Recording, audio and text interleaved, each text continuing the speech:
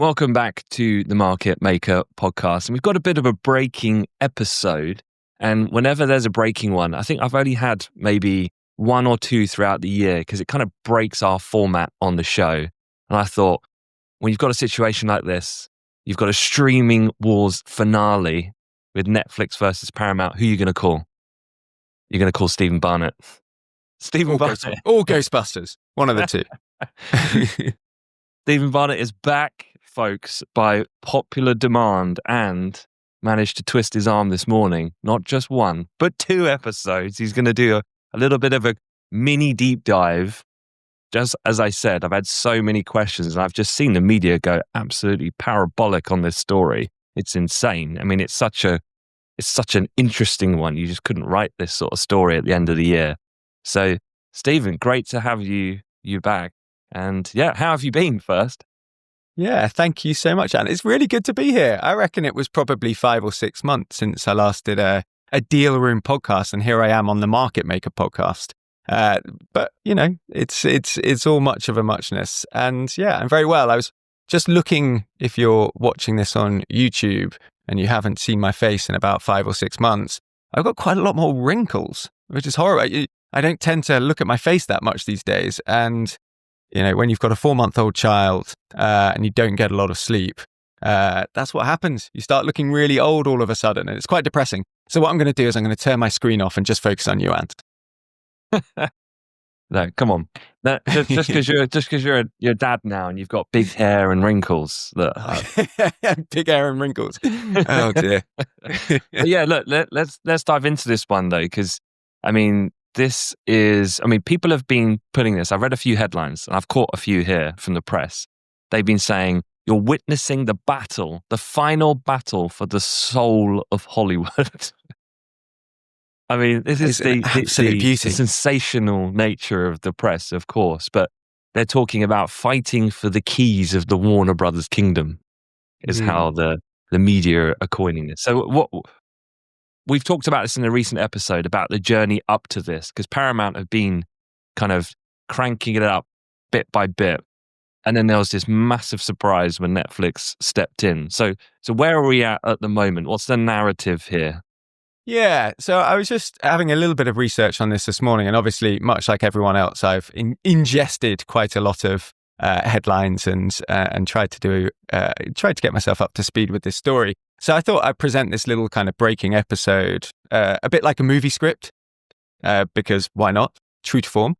So we're going to start with a backstory, then we're going to go through a cast of characters, discuss the plot, maybe there might be a twist at the end, and then maybe the conclusion, just to finish it off. So the backstory, and you might have discussed this on one of your podcasts previously, but Warner Brothers Discovery has been a really, really badly performing company over the last few years. It was an ill-fated merger between basically a bit of a dog, which is Discovery, owns a lot of cable assets, slightly declining, not particularly sexy, lots of not very high quality intellectual property, shall we say.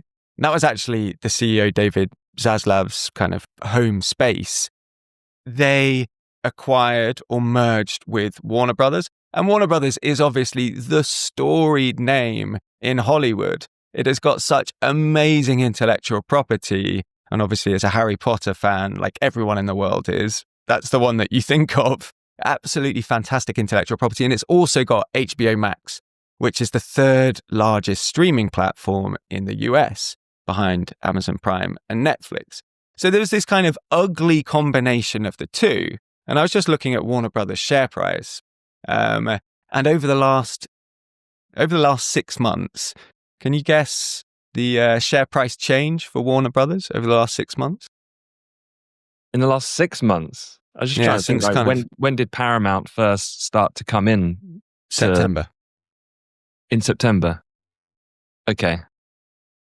So I'd imagine it looks a little bit like the Nike swoosh probably. They're probably declining and then they've gone into being a prized target and it's just ramped like crazy.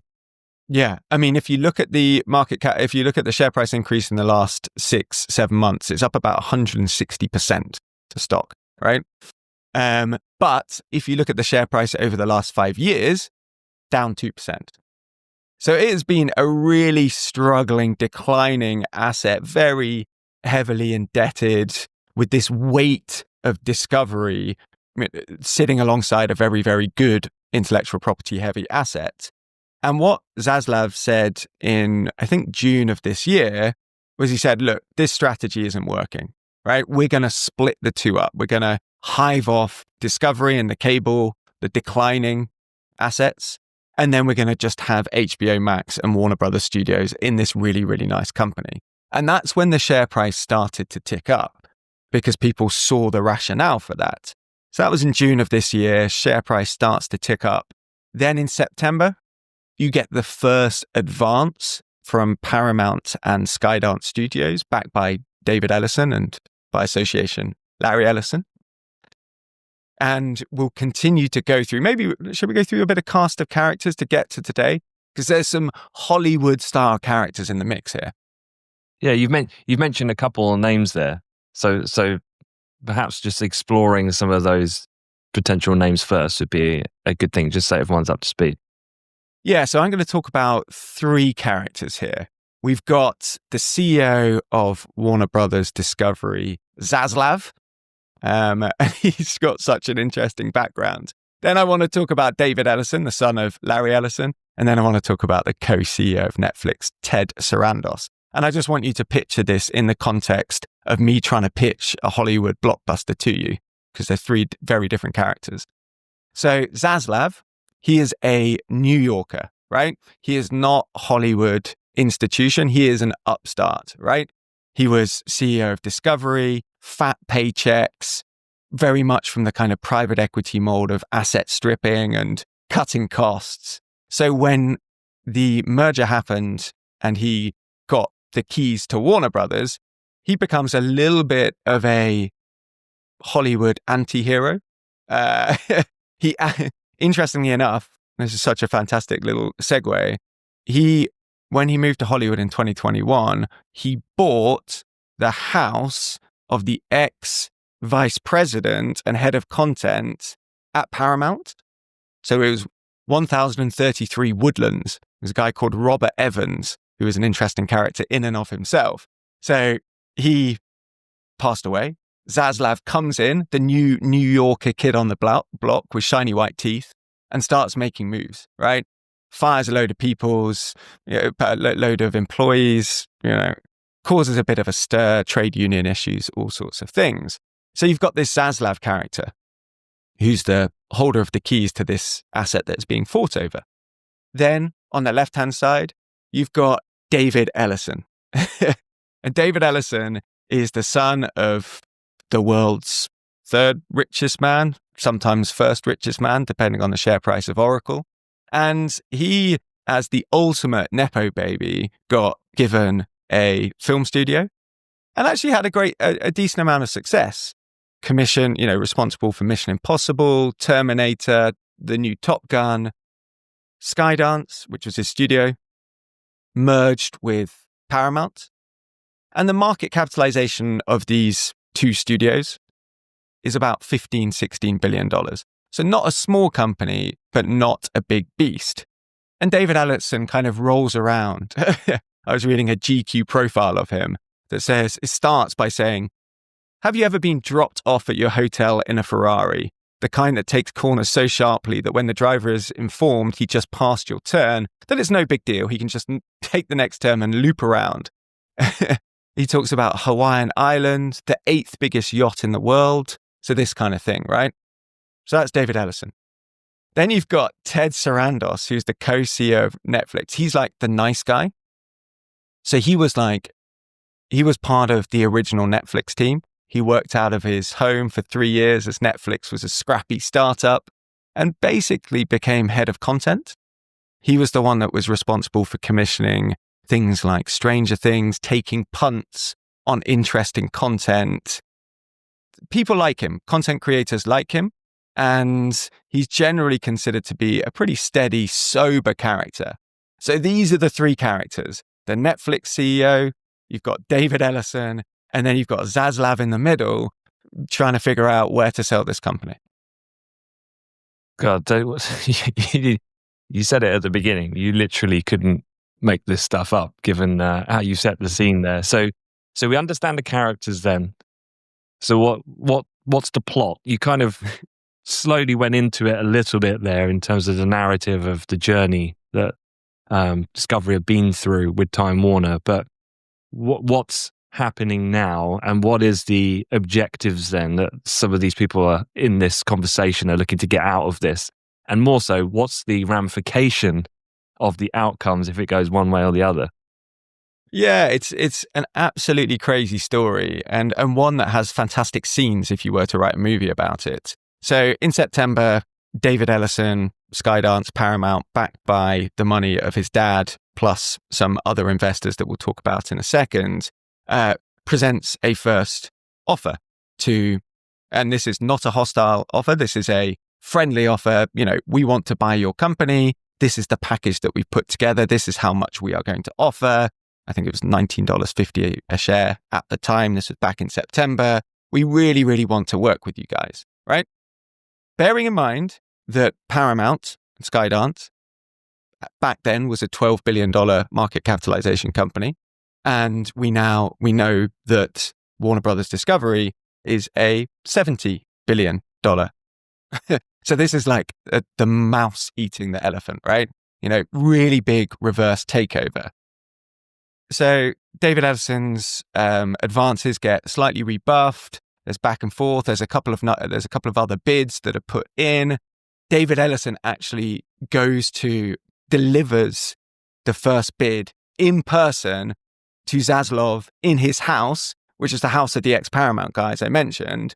Wonderful scene. If you're going to snapshot that. Just to be clear, though, so that's completely not usual. Completely not usual. Usually this has got the kind of interface of investment banks and stuffy boardrooms and things like this. So Ellison was trying to make the kind of personal play, right? I'm a good guy, you're a good guy, let's get this thing done. Maybe playing to a bit of ego, all of this stuff, right? And this is when Zaslav realizes, hey, I've got to put this up to an auction. I've got to go out and see who else could be interested. So Comcast, which is another US cable provider, they were interested. Was Amazon going to come in? Maybe, maybe not. Was Netflix going to come in? Netflix have never done an acquisition. I think their biggest ever acquisition is like $900 million. Yeah, right? No, I saw it. 680 million, I think it was. Yeah. It's their maxed one they've ever done. So this is unprecedented.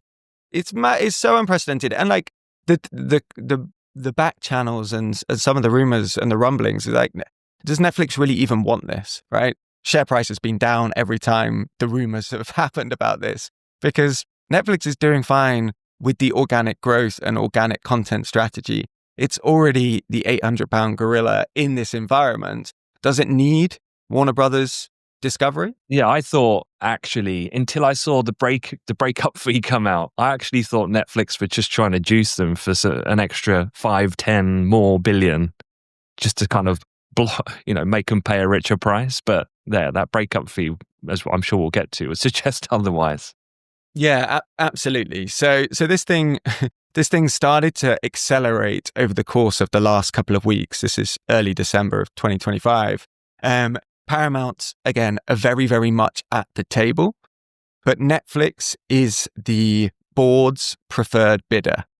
And last Thursday, which I believe was the 4th of December, last Thursday is where it all kicked off, right? So Netflix submitted its $83 billion bid, combination of cash and shares. I think it was $83 billion. You can correct me if I'm wrong. And at the same time as the board were voting to approve Netflix offer to buy, and I should note, to buy the studio, Warner Brothers and HBO, they will carve off and sell Discovery and the cable assets. Netflix doesn't want anything to do with them. Paramount were like knocking on the door. We're trying to get an improved offer across. And they got ghosted the whole of Thursday. And this is all in text messages that are publicly available to see what happened. Almost a kind of begging David Ellison and, his acolytes saying, look, we can offer you much more. Our package is much more compelling. We've got the financing in place. please just speak to us. But the Warner Brothers board are having none of it. They were really, really focusing on like certainty of funds, Netflix share price and Netflix shares plus cash. They've got the firepower to do it. Speed of completion. I don't know are you a Netflix subscriber, Ant? Yeah. Yeah. Did you get the email on Friday saying the deal's done? I was like, they've shot their load here a little early. So that's a little bit preemptive. So yeah, certainty of, and we'll talk about antitrust issues in a moment. But anyway, so the board were much more kind of favorable to the Netflix deal and obviously approved that. So fast forward to this week, and Paramount, obviously, they're like a dog with a bone, right? I can't imagine David and Larry Ellison are used to not getting what they want. Something strikes me that they tend to get what they want. So they go hostile and they take an improved offer, which is not necessarily their best and final. They were very explicit in mentioning this. An improved offer, not now to the board, because the board don't want to hear about it. They've accepted Netflix, but to the shareholders in a hostile takeover situation. So it is all live and it is all extremely exciting. I just want to put into context then. So I think it's Moelis who are with Netflix as the advisor. What would the environment be in somewhere like Moelis as an investment banker during this period? It's so interesting because so I think so it's Moelis for Netflix, maybe Rain Bank for one of the other two, and I can't remember the third. I think Bank of American City are involved as well. Yeah. So these guys are effectively getting bypassed, and in the world of tech and in the world of M&A, the senior rainmakers all know each other, so they've got lines of communication open. So the guys advising Paramount are very, very senior bankers, and the guys that are advising Warner Brothers are very, very senior bankers. But the conversation has kind of gone over and above their heads to David Ellison driving over in his car and meeting Zaslav and all, this cast of characters. And it feels like the investment bankers have slightly lost a grip on this. And they're going like, how the hell do we deal with it? My expectation of Moelis' advice for Netflix would be let's just wait this out, right? You've got the approved offer. Did you even really want this asset that much? And just hold tight. Be the kind of adult in the room and see where this thing plays out. But what, I mean, the size of that breakup fee though, I mean, when you say some of those things, I mean, there is, what is it? It's a 5.8 billion payable termination fee by Netflix. So this is if the regulators of Netflix killed the deal, right? So if Warner Brothers dumps Netflix, they owe Netflix 2.8 billion. Okay. And that, by the way, factors into the premium that Paramount is offering, right? You have to kind of put that into the, 100 plus billion offer that they've made. But then if the regulators, which they might well do, kill the Netflix deal, Netflix owes 5.8 billion, which is an enormous amount of money. It's about 6% of the overall deal size. But again, if I was Warner Brothers, that would be, a core part of the negotiation because we know that this thing is going to get very hotly contested. So before we get to perhaps the most key character of all of this, which is of course one of the main men of the year in our dear Donald and the regulators. Just a couple of points here that I had in notes was one on why cinema hates this. I mean, it's kind of like this Netflix viewing theaters as marketing tools, not profit centers. And then there's this. So two things. One, the black box fear. This is something I just wanted to touch on, which is the kind of advertising component of this. There's some really good kind of advertising industry press out there, and they were kind of latching onto some different things. And it's advertisers worrying that Netflix will kill the flexibility of the HBO's ad sales and force everyone into their rigid, high-tech, and importantly, what's quite opaque system.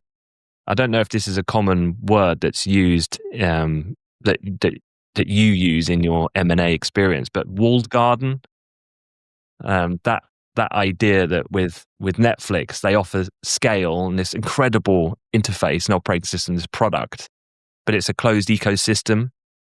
And advertisers are pretty terrified that if Netflix absorbs HBO and thus all of the data becomes somewhat opaque, you can't really see everything. Netflix has this track record of being notoriously secretive about viewing figures. I mean, they try to do it in this fairly basic way with these top 10 viewer leaderboards and things like that. But advertisers want a lot more than that in terms of the subcategories and demographics and so on.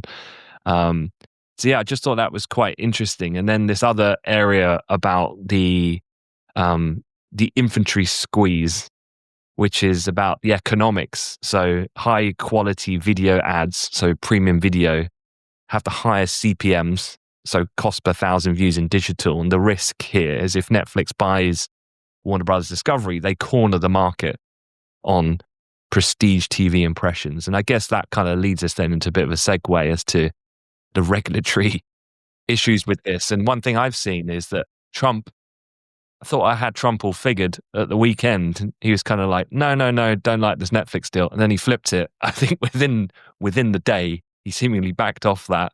So yeah, talk to me about Trump a little bit. And is he actually the linchpin here on which direction this goes?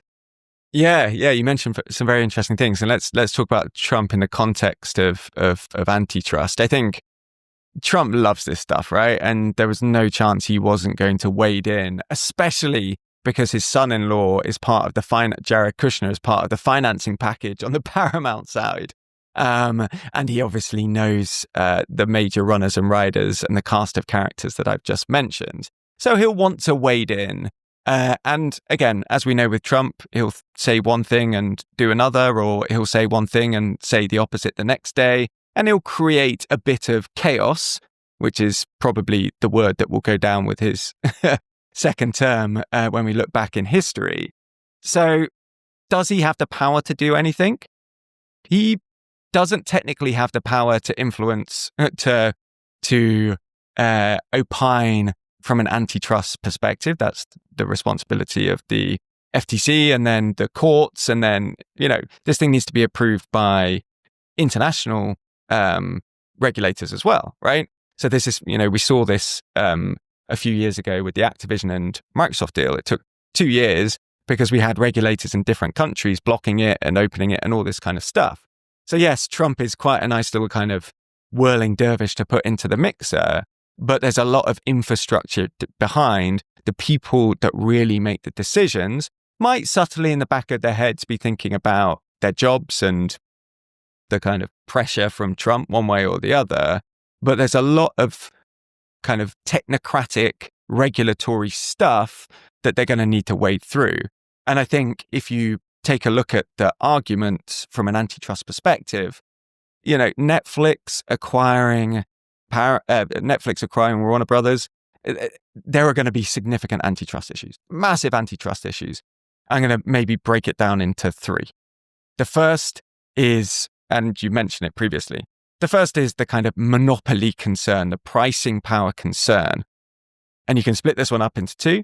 The first is, all right, if Netflix, the 800-pound gorilla, buys studios, buys HBO Plus, there is going to be pricing power to the advertisers.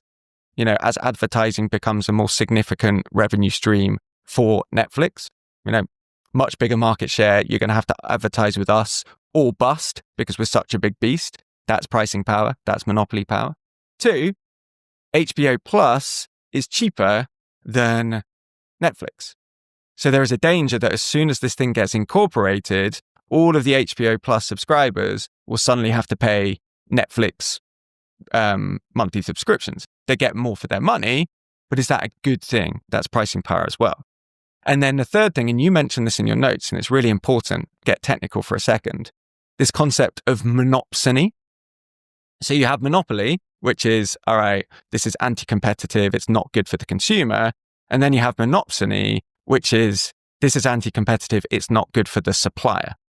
And this is the big threat. This is why Netflix is not that well liked in Hollywood, the big threat that the losers are going to be the script writers, the actors, the content creators, the contributors to the ecosystem that ends up fueling the subscription revenue. And again, if you've got the £800 gorilla as the main player in town and you've got a script that instead of being able to maybe play Warner Brothers off against Netflix, you now only have Netflix, you're going to not be able to get the price that you potentially wanted. That is monopsony power. So those two things, if I was it's the number one streamer and the number three streamer coming together, right? That just as a very high level sends kind of alarm bells ringing. We'll see what happens. How does it work with the other geographic jurisdictions? Because one thing I read was about if it goes through in the US, might the EU be a regulatory problem, as they might view the Trump-backed deal specifically because of concentration in sports rights? So in Europe, there's Eurosport, Champions League, all that sort of stuff. Like, does Europe have, what sort of power do they have within this equation? They will be able to block it, much like, and the UK will be able to block it, and different regulators will be able to block it. And this becomes the amount of money that Netflix is going to have to spend on lobbyists and people going over to Australia and to Strasbourg and to London and go, actually, this is why this is a good deal. And what will happen is Netflix will put in place particular, specific guardrails or specific policies that are concessions to these individual regulators, right? So maybe it gets signed off in the US, but maybe Europe wants, a guarantee that there will be a competitive bid process on every new piece of content, right? And they have to say, yes, we'll do that for the next 5 years. And then it's a kind of free for all. So it becomes this big negotiation lobby. I mean, the lobbyists and the negotiators must be licking their lips thinking about this. Big paydays in store. And by the way, there'll be antitrust issues with Paramount as well, because they're two big studios coming together. So watch this space. I reckon this is gonna have plenty of twists and turns, and I have no idea where it's going to end up. Oh, I was going to ask my crystal ball. I was going to say, given your experience, given what you've seen so far, given the game theory that you love to run,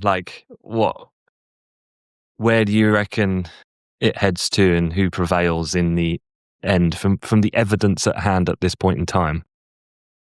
Again, from a game theory perspective, or just from a kind of strategy perspective, it's hard to bet against the biggest player in the room with the biggest firepower. The fact that Netflix has waded in and they've got an approved offer, and they've got all of that monetary firepower which they can put into lobbying, into sweetening the deal if they want it. And we're in an antitrust environment. By the way, this would never in a million years get done under Biden. And Khan. It would just never happen. But now we've got a more conducive environment. If Netflix really wants this thing, they'll probably get it and it will probably go through. My biggest concern, just zoning out maybe as we conclude this, my biggest concern is if a company as big as Warner Brothers, which at the moment is a $70 billion market cap business, but steady state is probably more like a 35 or 40 billion market cap business. If these guys can't survive as a going concern in terms of their scale, if they feel like the only real option for them is to sell to one of the big tech beasts, that sends a pretty kind of worrying precedent for almost every other tech adjacent company that doesn't have a market cap over $500 billion, that they're fair game, potentially, for one of these top 10, top 20 tech players. And that really is scary in terms of concentration, in terms of what you speak about a lot on your podcast with peers, like the Mag 7 and the concentration of the S&P 500 and the bifurcation in the way that the stock market is going. That's the thing that really concerns me here. Maybe Netflix could have a backdoor agreement where they could go in, what they do with the sports, docuseries sort of things. They could start filming the rest of the presidency as he goes through the midterms. keep it under wraps. So when he finishes his second term, out comes the Netflix Trump series. It's just, here we go. Yeah, I mean, I would watch that in a second, obviously. Imagine going behind the scenes of Trump and seeing the Zelensky-Putin thing, the China trade thing. If you had exclusive behind the scenes access. Yeah. I mean, in front of the scenes is mad enough, right? So, we get quite a lot of it from just staring at the content that's put out there already. But yeah, no, I'm in. Cool. Right, we'll wrap it up there. And remember, this is a bit of a breaking one. I know it's been out, the story, for a while, but wanted to get Stephen's take. Remember to stay tuned, though, because our next episode will be Stephen's 2025 M&A year in review, also touching on things like private credit, private equity in general, and also the outlook for 2026. So remember to subscribe wherever you are watching, and make sure you tune in for that next episode. Thank you very much.